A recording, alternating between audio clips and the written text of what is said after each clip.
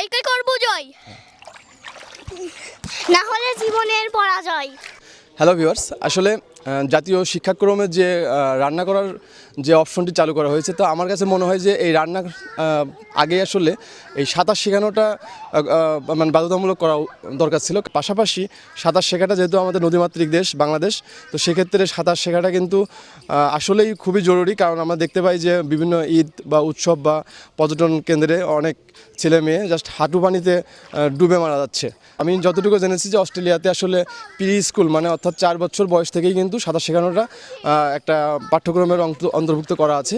তো এরকম আসলে আমাদের দেশেও করা উচিত। আর এটা করতে পারলে আসলে এই যে অন্তত পুকুরে যখন ছেলে মেয়ে আসে তখন কিন্তু মোবাইলটা ছাড়াই আসে, যেমন আমরা ভিডিও করছি দেখে আনছি, বাট অধিকাংশ লোকই কিন্তু মোবাইল ছাড়া পুকুরে থাকে।